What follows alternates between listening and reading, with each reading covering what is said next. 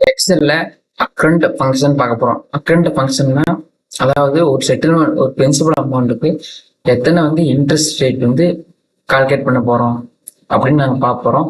அதாவது first interest rate calculate பண்றதுக்கு முன்னாடி இன்ட்ரெஸ்ட் ரேட் இஷ்யூ டேட் எப்போ நாம் அமௌண்ட் வாங்குறோம், ஃபர்ஸ்ட் இன்ட்ரெஸ்ட் ரேட் எப்போ பே பண்றோம், செட்டில்மெண்ட் டேட் அந்த அமௌண்ட் எத்தனை வருஷத்துக்குள்ள நம்ம கொடுக்கணும், செட்டில்மெண்ட் டேட்டு, இன்ட்ரெஸ்ட் ரேட் எத்தனை பர்சன்டேஜ் நீங்க வாங்குறீங்க அப்படின்னு போட்டுக்குங்க.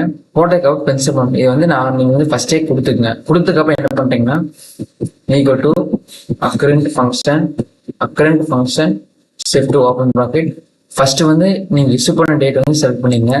செலக்ட் பண்ணதுக்கப்புறம் ஃபர்ஸ்ட் இன்ட்ரெஸ்ட் டேட் செலக்ட் பண்ணிங்க. செலக்ட் பண்ணதுக்கப்புறம் தேர்டு பார்த்தீங்கன்னா செட்டில்மெண்ட் டேட். நீங்க எப்போ செட்டில் பண்ண போறீங்களோ அந்த டேட்டை செலக்ட் பண்ணிட்டு ரேட் நீங்க ஆனுவல் இன்ட்ரெஸ்ட் ரேட் செலக்ட் பண்ணீங்க. ஃபோர்த்தா செலக்ட் பண்ணதுக்கப்புறம் ஃபிஃப்த்து இந்த பிரின்சிபல் அமௌண்ட். நீங்க இன்ட்ரெஸ்ட் ரேட் ஆனுவலா கட்டுறதுனா செமி ஆனுவலா கோட்லையும் கிடைக்காது. நான் ஆனுவலா கட்டுறதுனாடிக்கு 1 கொடுத்துட்டேன்.